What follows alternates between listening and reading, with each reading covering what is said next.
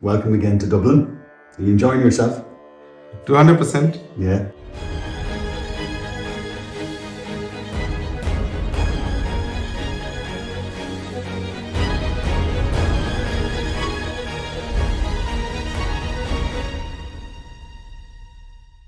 A lot of people. Thank you so much for arranging this amazing stay over here. Then the time that I spent with you, it was like more than that I have imagined. The best country that I ever visited in my life so far. Wow. Well, you certainly brought the good weather, so thank you. Yes, we had sunshine, we had clean air, clean water, and a very clean heart. So tell me, what makes Eugenix such a successful hair transplant clinic? What makes you different from all the rest? Carl, to be very honest, what we do, we focus only at one work, that is hair. And I have recorded this in some other occasion in India that what I think is hair is part of skin, right? And skin is part of the body, and skin is the largest organ of the body. And skin is part of the whole, the human system. It has its blood supply, it has got nerve supply, it needs nutrients. It is an organ, right? So the medical brains who have done a lot of hard work during their basic medical days, during MBBS days, they know the anatomy, the physiology, the biochemistry, as well as they know the pathogenesis of diseases of skin, diseases of body. That is the first thing that they should have mastered. Then on the science of their basic medical knowledge, they should be doing the study of skin. The skin is in a very kind of thin structure, but it has got every elements of any other organ like heart, kidney, spleen, stomach, liver, like that, bone marrow. So that means somebody has to have the knowledge of the whole of the human body, followed by knowledge of the whole of the skin.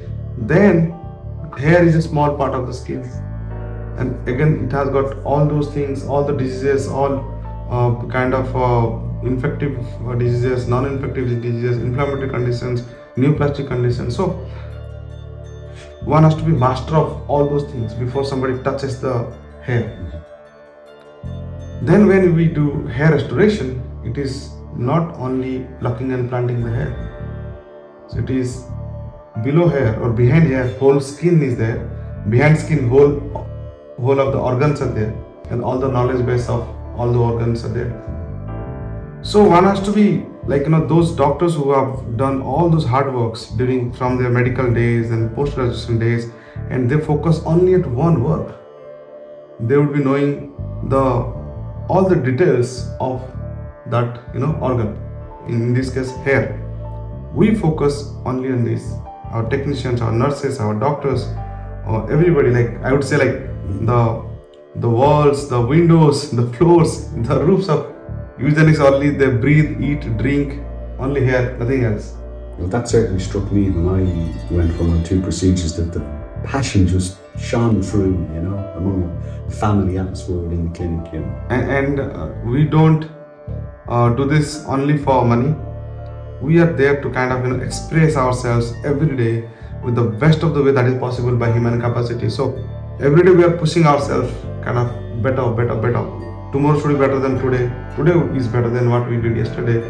So that is a kind of competition of the self to become better. We don't compete with anybody else.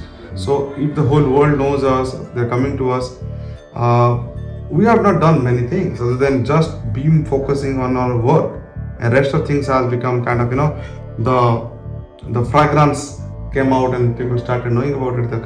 You came from Dublin, a lot of friends of yours, they have come from all over the world. Yeah. And our duty is to just kind of putting down this head down and keep on doing and improving on a daily basis, and treat every individual as if he's our own, and be prepared in the best of the way possible to do the procedure on that person. And that's what we have done, Carl. So, and every day on a daily basis, we're improving our skill set, the R&D, everything. Every new guy who is getting recruited is being trained. So we are busy on those things, training people, making the best of the hands possible to do that job in whole world. So yeah, relentlessly all these things are happening for that reason. Probably if Eugenix is producing amazing results like yours. So all these things have gone into the work. Well, obviously, while being in Dublin, we've been meeting quite a few Caucasians over the last couple of days, and that just prompts me to ask, how many, as a percentage now for your clinic, roughly what's the percentage breakdown of, say, Caucasians you're doing, typical? Yeah, well, Carl, before Corona, it was close to like 20-30%. Before Corona, I think by 2019 and all, 2020 and 21 were washed out, of course. Again, people from after the travel restrictions have started lifting up. Close to 40-50% of workload now we get from Caucasian world. Primarily the English-speaking countries like Australia, New Zealand, UK, Ireland, US and Canada, but other non-English speaking countries also, they are also started coming in. But primarily we get English speaking country people, and mostly this is due to the forums. Yeah. People like you, they get the procedure done, they go back, they write on the forums, they tell their stories, and from that people started coming to know about us. And we have not actively done anything to kind of outreach to people. It is by the word of mouth that has happened so far. And you mentioned forums there. I'm noticing over the last couple of months, almost as a result of the huge success for the clinic, some people are thinking, gosh, are Eugenix going to become just like a hair mill, or are they going to just be a chain where their quality might suffer? And that's something we might, is that it? Please, I'm hoping you might reassure prospective patients that the quality won't take a hit, Yeah. So I also read in the forum somebody somewhere mentioned that Eugenix is going to kind of blow up. Yeah. No way. From the very beginning, the standards and the ideals are very set. That is, we are not going to let down the quality at any cost. We all want the business to come in and business to grow. That's fair. I think everybody would like to grow. However, not at the cost of quality at any cost. So what we are intending to set up consultation camps, the way I have come to Dublin, I was in UK, I'll be potential going to US as well. So kind of there already so many people have come in and they want to meet the doctor one-to-one, and we'll be traveling all over the world to meet prospective patients and old patients as well, one-to-one meet and let them know exactly what we do. So there will be consultation camps all over the world, not clinics. It is not possible for us to open clinics all over the world and at the same time control the quality. So we are not intending, and I don't think it is practical possible either. So multiple clinics all over the world, not at all. But these consultation camps will be happening, and potential we'll set up some offices where we have got representatives where they might be doctors or they might not be doctors, but they'll be giving the basic information, and we'll be kind of visiting the places time to time.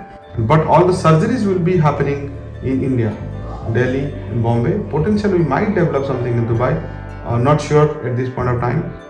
But yes, so the skilled manpower, the skilled hands and eyes, including all the doctors, nurses and technicians who have been producing amazing results for last 7-8 years, they all are concentrated between Delhi and Bombay. We don't want to spread them, we don't want to make them spread it thin. So that is never going to happen for sure. So the things which have come out in the forums and somewhere that we are going to open multiple clinics and let down the quality, it is no way. Thank you, Carl. Thank you so much for kind of bringing out these points, and I hope this clarified, and the messaging out of this conversation will kind of help people know that what is the basis upon which we are standing as a science, and what exactly our business compassion is.